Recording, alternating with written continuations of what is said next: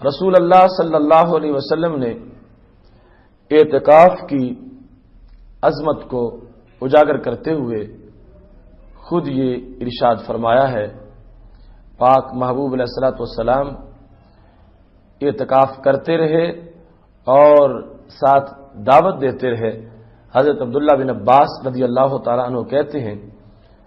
کہ رسول اللہ صلی اللہ علیہ وسلم نے فرمایا ہے معتکف کے بارے میں، وہ کیسا ہے، ہوا یعتکف الذنوب، گناہوں سے تو وہ بچ جاتا ہے۔ چونکہ مسجد سے باہر تھا تو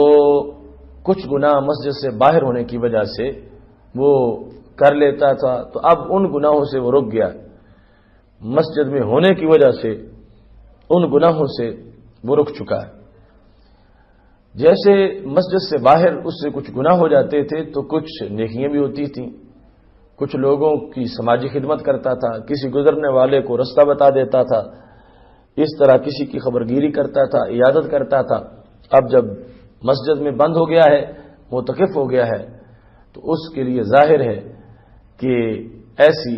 نیکیاں کرنے کا موقع نہیں رہا، کیونکہ مسجد سے باہر جانا اس کے لیے جائز نہیں ہے۔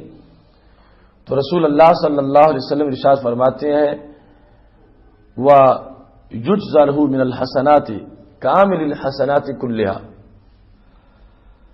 وہ بچ گیا ہے گناہوں سے،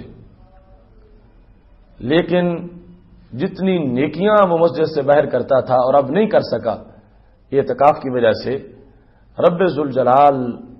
ان تمام نیکیوں کے برابر اس کو جزا عطا فرماتا ہے۔ یعنی بغیر کرنے کے اس کو مسجد میں بیٹھے ہوئے وہ ساری نیکیاں اس کے نامہ اعمال میں لکھی جاتی ہیں۔ اعتکاف بیٹھنے سے پہلے جتنی وہ لوگوں کی عیادت کرتا تھا، سماجی خدمت کرتا تھا، لوگوں کا بھلا اور اس قسم کے معاملات میں مصروف رہتا تھا، اب مسجد میں ہونے کی وجہ سے اس کو فرصت نہیں ملتی، یعنی باہر نہیں نکل سکتا، تو رب ذوالجلال کا اس پہ ابر کرم مسلسل برستا رہتا ہے، اور خالق کائنات جل جلالہ اس کو اتنا اجر دیتا ہے جیسا کہ وہ مسجد سے باہر وہ سارے کام خود کر رہا ہو اور نیکیاں سر انجام دے رہا۔ رمضان المبارک کے اندر اتنا بڑا عروج ایک انسان کو جو میسر ہے، اس عروج کی وجہ سے رب ذوالجلال کی رحمتیں اس پر مسلسل برستی ہیں۔ یہاں رہتے ہوئے اعتکاف کرنے والے معتکف کو ان تمام باتوں کا خیال رکھنا چاہیے کہ جن سے اعتکاف کا ہر لمحہ اس کے لیے مؤثر بنے، مفید اور بارآور ثابت ہو، اور ایسے تمام امور سے بچ کے رہنا چاہیے کہ جس کی وجہ سے اعتکاف کے اندر آلودگی آئے اور اعتکاف کا فائدہ اس کو حاصل نہ ہو سکے۔ سید عالم نور مجسم شفیع معظم صلی اللہ علیہ وسلم نے یہ فرمایا ہے السنۃ علی المعتکف، معتکف کا طریقہ یہ ہے اعتکاف کرنے کا۔ کیا طریقہ ہے؟ اللہ یعود مریضا، کہ اب حالت اعتکاف میں مریض کی عیادت نہ کرے، ولا یشهد جنازہ، اور جنازہ پڑھنے بھی نہ جائے، ولا یمس المرأة، اور عورت کو ہاتھ نہ لگائے، ولا یباشرها، اور اس سے مباشرت بھی نہ کرے، ولا یخرج لحاجۃ الا لما لا بد منه، اور نہایت حاجت کی شکل میں مسجد سے باہر نکلے اور ویسے اس کے لیے نکلنا جائز نہیں ہے۔ ولا اعتکاف الا بصوم، فرمایا روزے کے بغیر اعتکاف نہیں ہو سکتا، ولا اعتکاف الا فی مسجد جامع، اور مسجد جامع کے بغیر بھی اعتکاف نہیں ہے۔ یہ ابو داؤد شریف کی حدیث شریف ہے۔ مسجد جامع سے مراد یہاں پر جمعہ والی مسجد نہیں بلکہ جماعت والی مسجد ہے، کہ جماعت والی مسجد اگر ہوگی تو پھر وہاں پر اعتکاف کرنا جائز ہوگا۔ یہاں رسول اللہ صلی اللہ علیہ وسلم نے جو یہ ارشاد فرمایا ہے کہ حاجت کی شکل میں، اور حاجت بھی عام نہیں، نہایت جس کے بارے میں بندے کو احتیاج ہے، اس کی شکل میں وہ مسجد سے باہر نکل سکتا ہے۔ تو وہ فقہا نے اس کی تشریح کی ہے کہ ایک ہے حاجت طبی اور ایک ہے حاجت شرعی۔ حاجت شرعی تو یہ ہے کہ جس مسجد میں وہ اعتکاف کر رہا ہے وہاں پر جمعہ نہیں پڑھا جاتا، تو اب نماز جمعہ کی ادائیگی کے لیے اسے اس مسجد میں جانا پڑے گا جہاں پہ جمعہ ہوتا ہے۔ لیکن یہ جمعے کی نماز کو اپنی سیر کی آڑ نہ بنا لے،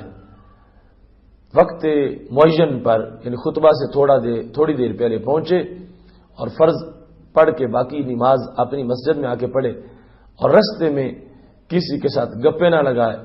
بالکل محتاط طریقے سے بغیر کسی سے ملے جلے وہ چلا جائے اور وہاں جا کر جمعہ ادا کر کے واپس آ جائے۔ تو اس شرعی حالت کے لیے اس کے لیے نکلنا مسجد سے جائز ہے، اور طبی حاجت کے لیے بھی جائز ہے۔ طبی حاجت ہے پیشاب پاخانہ کے لیے مسجد سے باہر نکلنا، ایسے ہی غسل فرض ہو چکا ہو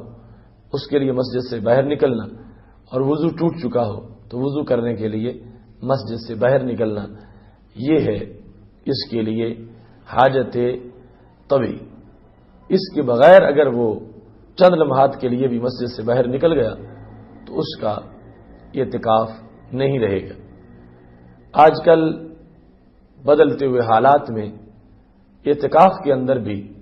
بہت سی ایسی چیزوں کو داخل کر لیا گیا کہ جن کا اعتکاف سے کوئی تعلق نہیں ہے۔ بالخصوص اعتکاف کی جگہ کے لحاظ سے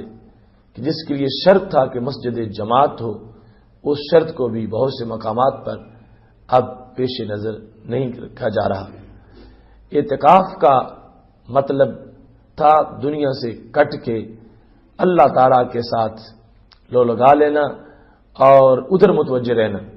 مگر معاذ اللہ اب دیکھنے کو آ رہا ہے مساجد کے اندر ایسے نوجوان چند دن گزارنے کے لیے اکٹھے ہو جاتے ہیں کہ جو دن رات گپیں لگاتے رہتے ہیں اور دوسروں کو بھی بندگی میں مصروف نہیں ہونے دیتے، اور الٹا آوازیں نکالتے ہیں، جھگڑے کرتے ہیں۔ اور کچھ جگہ پہ ایسی صورتحال ہوتی ہے کہ جہاں پر بہت سے لوگوں کو اعتکاف کے نام پر اکٹھا کر لیا جاتا ہے تو وہاں پر ایک جشن اور میلے کا سما ہوتا ہے، یعنی چاہے جائے کہ ان کو آخرت یاد آئے، وہ سمجھتے ہیں ہم جیسے پکنک منانے آئے ہوئے ہیں، اور اس موڈ میں ان کے وہ دن گزر جاتے ہیں۔ تو یہ بات بڑی ضروری ہے کہ یہ دن ایک روحانی ٹریننگ کے دن ہے، اور ان کی جو شرائط شریعت میں موجود ہیں ان کے مطابق بندے کو رہنا چاہیے۔ اور اس میں یہ بھی دیکھا گیا کہ فون پر لوگوں کے مسلسل مسجد سے باہر رابطے ہوتے ہیں اور گپیں، اور سارا دن اسی میں گزر جاتا ہے۔ صرف انہوں نے محدود طریقے پر کچھ وقت کے لیے اپنے آپ کو مسجد میں بند کر رکھا ہے، باقی ان کا رابطہ ماحول سے کٹے ہی نہیں کہ ان کو اللہ کی یاد آئے، فکر آخرت ہو۔ تو ایسی ساری چیزوں سے اجتناب ضروری ہے۔ اس کا یہ مطلب نہیں ہے کہ اعتکاف کے دوران بات مکروہ ہو،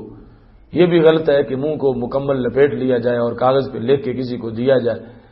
اس طرح بات سے رک جانا وہ بھی جائز نہیں، مگر یہ ہے کہ بولنا جائز ہے تو وہ بولا جائے جس کی ضرورت ہے۔ اگر شرعی مسئلہ پوچھنا ہے، بیان کرنا ہے، پھر گفتگو کی جائے، اور کھانے کی کوئی چیز منگوانی ہے جو حاجت ہے اس کے لیے گفتگو کی جائے، اور باقی لہو و لعب میں اور گپوں میں ٹائم ضائع کرنا اور باتیں کرتے رہنا کسی طرح کی اعتکاف کے اندر اجازت نہیں ہے۔ اعتکاف میں انسان کے لیے اصل تو یہ ہے کہ اس کا دل اللہ کی طرف متوجہ ہو، چونکہ رسول اللہ صلی اللہ علیہ وسلم نے جو فرمایا ہے سبعۃ یظلھم اللہ فی ظلہ یوم لا ظل الا ظل عرشی، 7 قسم کے لوگ ایسے ہیں جن کو رب ذوالجلال حشر کے دن سایہ رحمت میں جگہ عطا فرمائے گا۔ ان میں ایک کون ہے؟ فرمایا رجل قلبہ معلق بالمسجد، وہ شخص کہ جس کا دل مسجد میں لٹکا ہوا، یعنی اتنا عظیم ہے کہ خود مسجد سے باہر بھی نکل جائے اس کا دل پھر بھی مسجد میں رہتا ہے۔ یہ ہے اصل بندگی اور یہ ہے تربیت کہ انسان کا جسم مسجد سے باہر ہو پھر بھی اس کو اس قدر تڑپ ہے کہ دل مسجد کی طرف کھینچتا ہے کہ میں کب مسجد میں پہنچوں۔ لیکن معاذ اللہ آج معاملہ اس کے بالکل برعکس ہو گیا کہ اگر مسجد میں انسان آ بھی جائے دل مسجد سے باہر چلا جاتا ہے، اور بالخصوص آج کا جو معتکفین کا ایک طبقہ ایسا نمائشی سا طبقہ ہے، معاذ اللہ صرف اسی صورتحال میں عمومی طور پر قرائن ایسے ہوتے ہیں کہ وہ آ جاتے ہیں، آگے پیچھے نماز پنجگانہ کی بھی خبر نہیں ہوتی، رمضان گزر جائے پھر بھی نماز کی خبر نہیں ہوتی، ان دنوں میں آتے ہیں اور یہ غنیمت ہے چلو آ جائیں بندگی کریں، مگر پھر وہ آ کے مساجد کے ماحول کو آلودہ کرنا چاہتے ہیں۔ تو ایسی صورتحال سے مکمل اجتناب ہونا چاہیے۔ ایک ضروری مسئلہ اعتکاف نساء کا ہے کہ عورتیں اعتکاف کہاں بیٹھیں۔ کچھ لوگ اب مسجد میں عورتوں کے اعتکاف کا ایک نیا سلسلہ شروع کر رہے ہیں۔ مسجد کے اندر عورت کا اعتکاف جائز نہیں ہے۔ سید عالم نور مجسم شفیع معظم صلی اللہ علیہ وسلم نے سختی سے ازواج مطہرات کو مسجد میں خیمے لگانے سے روک دیا، اور آل بر اردنا کہہ کر کہ جب خیمے دیکھے فرمایا یہ کوئی نیکی کا ارادہ کیا انہوں نے، اکھاڑ دیے جائیں خیمے۔ اب سوچنا چاہیے عہد نبوی ہو، رسول اللہ صلی اللہ علیہ وسلم خود مسجد نبی شریف میں موجود ہوں اور مسلمانوں کی مائیں ازواج مطہرات اعتکاف کرنا چاہیں مسجد میں، انہیں تو اجازت نہ ملے، اور آج صدیوں کے گزر جانے کے باوجود پورا ماحول جو ایک دہکتا ہوا ماحول ہے، ہر طرف جس میں بدی ہے اور عفت اور عزت کے آبگینے ٹوٹتے جا رہے ہیں، ایسے ماحول میں اتنے دنوں تک عورتوں کو غیر محرم مردوں کے ساتھ مسجد میں رکھنا اور اس کو اعتکاف کا نام دینا، یہ کسی طرح بھی درست نہیں ہے۔ عورت کے لیے یہ اعتکاف ہے کہ وہ مسجد بیت میں اعتکاف کرے، گھر کے اندر ایک جگہ معین کر لے اور اس جگہ پہ وہ اعتکاف کرے اور اپنے رب کی جی بھر کے بندگی کرے۔ اللباب کے اندر حضرت امام ابو محمد علی بن زکریہ کہتے ہیں، انہوں نے باقاعدہ یہ باب لکھا حدیث شریف کو بیان کرتے ہوئے، المرأۃ تعتکف فی بیتہا، عورت اپنے گھر میں اعتکاف کرے، اور پھر بخاری مسلم کی حدیث لائے، عن عائشہ رضی اللہ عنہا، سید عائشہ صدیقہ رضی اللہ تعالی عنہا سے روایت ہے، ان النبی صلی اللہ علیہ وسلم اراد ان یعتکف، رسول اللہ صلی اللہ علیہ وسلم نے اعتکاف کا ارادہ کیا، فلما انصرف الى المکان الذی اراد ان یعتکف فیہ، جب اس جگہ آئے جہاں اعتکاف کرنا چاہتے تھے مسجد کے اندر، اذن اخبیہ، تو بہت سے خیمے لگے ہوئے تھے، خباء عائشہ، خباء حفصہ، خباء زینب رضی اللہ تعالی عنہن، ان ازواج مطہرات کے خیمے لگے ہوئے تھے۔ تو نبی علیہ السلام نے فرمایا، آل بر تردن، کیا تم نے کوئی نیکی کا ارادہ کیا؟ اتنے غصے میں آ گئے، ثم انصرف، اور پھر آپ واپس چلے گئے، فلم یعتکف، اور پھر اعتکاف نہیں کیا، یہاں تک کہ جا کے پھر شوال میں اعتکاف کیا۔ تو رسول اللہ صلی اللہ علیہ وسلم نے تو ازواج مطہرات کے ان خیموں پر بھی اتنا غصے کا اظہار کیا، حالانکہ وہ زمانہ جو کائنات میں مقدس ترین زمانہ ہے، اور پھر ازواج مطہرات کا نبی علیہ الصلوۃ والسلام کے ہوتے ہوئے مسجد میں ہونا، اور پھر صحابہ کرام علیہم رضوان جیسے قدسی سیرت لوگ ان کے مسجد میں اپنی امہات یعنی امہات المومنین کے ہوتے ہوئے مسجد میں آنا، کوئی خدشہ نہیں تھا، کوئی خطرہ نہیں تھا، اس کے باوجود رسول اللہ صلی اللہ علیہ وسلم نے اجازت نہیں دی۔ تو ہرگز آج ایسی اجازت نہیں ہے کہ عورتیں مسجد کے اندر جا کے اعتکاف کریں۔ اس وجہ سے جو نازیبا واقعات ہوئے وہ ایک اپنی جگہ شرم کا معاملہ ہے۔ میری دعا ہے رب ذوالجلال ہم سب کو قرآن و سنت کی صحیح تعلیمات پر عمل کرنے کی توفیق عطا فرمائے۔ وآخر دعوانا ان الحمد للہ رب العالمین۔